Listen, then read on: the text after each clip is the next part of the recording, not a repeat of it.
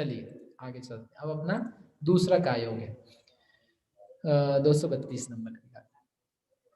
विविह गुण ईढ्यजुत्तम विक्रियं बाहुमोदिवे गोवं तेस्से भवं चणेयं वे गौदीयकाय जो गोसो। अब क्या है, वैक्रियक शरीर का व्याख्यान और उस वैक्रियक शरीर के द्वारा होने वाला जो योग होगा उसे कहेंगे वैक्रियक काय योग। सिंपल है। तो क्या है वैक्रियक काय? विविह, वि प्लस क्रिया, विक्रिया, और विक्रिय से बनेगा विक्रिया, विक्रिया से बनेगा वैक्रियक। वि यानी विविध, गुण इड्ढिजुत्तम, अनेक प्रकार की गुणों से रिद्धियों से युक्त जो होता है विक्रियम, उसे कहते हैं विक्रिया, विशेष क्रिया। विशेष क्रिया क्या है? छोटा होना, बड़ा होना, लंबा होना, गायब हो जाना, वश में कर लेना। इस प्रकार की जो अणिमा, महिमा, लघिमा आदि 8 प्रकार के सामान्य गुण हैं, उनकी विशेषताओं से युक्त जिसका शरीर है वह विक्रिया शरीर है, और उसी को बोलते हैं वेगुवम, विगुर्व। और तिस्से भवम, उसमें होने वाला वैक्रिक कहलाता है। जैसे उदार, उदार में होने वाला औदारिक, और उस औदारिक का संचय वो औदारिक काय कहा था। वैसे ही विक्रिया, विक्रिया में होने वाला वैक्रिक, उन वैक्रियक वर्गणाओं का समुदाय सो वैक्रियक काय, और उसके द्वारा होने वाला जो प्रदेश परिस्पंदन है उसका नाम है वैक्रियक काय योग। समझ में इतनी बात? विक्रिया, वैक्रिक, वैक्रिक काय, वैक्रिक काय योग। विक्रिया समझाने के लिए बताइए, विक्रिया ने क्या है? अनेक प्रकार की रिद्धियां। कैसी हैं? शुभ और अशुभ अलग अलग प्रकार की, क्योंकि नारकियों को भी विक्रिया है, देवों को भी विक्रिया है। नारकियों की जो विक्रिया है वो सारी कैसी है? अशुभ रूप, अशुभ रूप यानी दूसरे को, स्वयं को दुखी करने वाली। और देवों की विक्रियाएं हैं, वे अपने आनंद के लिए, क्रीड़ा के लिए, भ्रमण के लिए, इस प्रकार के भोगों के लिए प्रयोग करते हैं। तो वो प्रशस्त विक्रिया, प्रशस्त यानी पुण्य नहीं, प्रशस्त यानी सुख के लिए करते हैं, सुख रूप है। और नारकियों की जो विक्रियाएं हैं वे दुख रूप हैं, जो सांसारिक सुख दुख माने जाते हैं उस संबंध में। ऐसा होने वाला जो शरीर है वह विगुर्व से वैगुर्विक भी बनता है या वैक्रिक बनता है। इससे भवम, उसमें होने वाला वैक्रिक और उससे होने वाला वैक्रिक का योग समझना चाहिए। समझ में आया क्या आपको?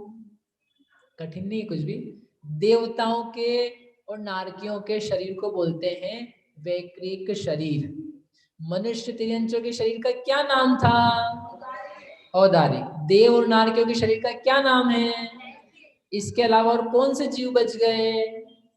कोई से भी जीव नहीं बचे। अहो, जाई जरा मरण भया, संजोग वियोग दुख सन्नाए, रोगा दिगाण जिससे सा संति सिद्ध गई। उनके कौन सा शरीर है? कौन सा शरीर है? ज्ञान शरीरी, त्रिविध कर्ममल, वर्जित सिद्ध महंता। तो वो अलग कर लिए और 4 गति के जीवों को सबको कवर कर लिया। अब आप बोलो गति में बता चुके आप, गति में आपको गति रूप भाव बताया था। यहाँ पर उन गति वालों का शरीर और उस शरीर के साथ में उनका होने वाला प्रयत्न, योग, प्रदेश परिस्पंदन, वो किस प्रकार का होता है वो दिखा रहे हैं। समझ में कनेक्शन? गतियां आ गई, फिर इंद्रिया आ गई, फिर काय आ गई, फिर योग आ गए। ठीक है। अब इनका जो शरीर है, विक्रिया जिसका प्रयोजन है वह वैगुर्विक, वैक्रिक कहलाता है। और अणिमा, महिमा, लघिमा आदि अतिशयकारी रिद्धि की महानता से युक्त देवताओं का शरीर है। और नारकियों का जो शरीर है वो अनेक प्रकार की दुखद विक्रियाओं से भरा है। क्या दुखद विक्रिया है? अपने शरीर को चेंज करते हैं। किसमें चेंज करते हैं पता है आपको? देवी में नहीं बदलते, सुंदर रूप में नहीं बदलते। क्या बना लेते हैं? भाला, हथियार, तलवार, धनुष, तीर, कमान, शरीर के अंगों को कन्वर्ट करते हैं लड़ने झगड़ने के सामान में। और देवता हैं वो घूमने फिरने में, आमोद प्रमोद में, कुछ वंदन आदि करने में, छोटा बड़ा करने में, भिन्न भिन्न प्रकार की कोई सुखकारी विक्रिया करते हैं। विक्रिया दोनों के पास है, दोनों चेंज करके अच्छा कर सकते हैं, बुरा कर सकते हैं, लेकिन तरीका क्या है सोचने का, उस पर डिपेंड करता है। मोबाइल फोन आपके पास भी है, मोबाइल फोन बच्चों के पास भी है। अब आप क्या कर रहे हो उसका प्रयोग, ये कौन डिसाइड करेगा? मोबाइल फोन डिसाइड करेगा कि संजय भैया, कि अपन डिसाइड करेंगे? आपके पास पैसा है, उस पैसे से आप कार खरीदोगे कि उस पैसे से आप मंदिर जाओगे, तीर्थ यात्रा करोगे, दान दोगे, अपने उपयोग में लगाओगे, अपनी आत्मा का कल्याण कैसे हो उसके लिए आगे संचय करके उसमें काम चल जाए, उसमें लगाओगे। ये कौन डिसाइड करेगा? पैसा डिसाइड करेगा, कर्म डिसाइड करेगा कि भगवान डिसाइड करेगा? क्यों जी, कौन डिसाइड करेगा? नरेश जी भाई साहब, who will do it? My self, बोलो माई सेल्फ। मतलब ये कहने का सामान तो देखो दोनों के पास है। मोबाइल आपके पास, आप घर में क्या करते हो, क्या प्रयोग करते हो? ले दे करके ऊपर नीचे करते रहते हो बस। कम से कम एक काम तो करो आप लोग, भव्य एक काम तो करो। बेकार में जबरदस्ती बार बार उसका पावर का बटन दबा दबा के देखा मत लिया करो, क्या आया है, क्या आया है, क्या आया है। ठीक है, इतना काम कर सकते हो तो कर लो प्लीज, आपकी चंचलताओं के ऊपर रोकथाम हो जाएगी। नहीं तो आप देखो अपन कैसे बेकार में कितनी गंदी आदतों में पड़ चुके हैं।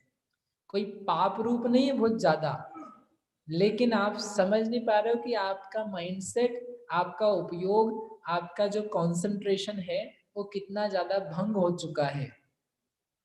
पुण्य पाप नहीं समझा रहा हूं मैं आपको, मैं आपको आपके हित की कुछ बात कहना चाहता हूँ कि बैठे बैठे अपन 1 घंटे में कितनी बार मोबाइल का पावर ऑन करते हैं, केवल ये देखने के लिए कि क्या आया है। राकेश जी, क्या देखते हैं? क्या आया है, किसी ने कुछ भेजा है कि नहीं व्हाट्सएप में, जबकि आपके नोटिफिकेशन ऑन रहते हैं। यदि आप भलाई चाहते हो, नोटिफिकेशंस सारी एप्लीकेशंस के ऑफ कर दो। सबसे बेस्ट तो ये है फोन ही बंद कर दो, लेकिन आपके बस का नहीं होगा शायद, कर दो तो बहुत अच्छा है।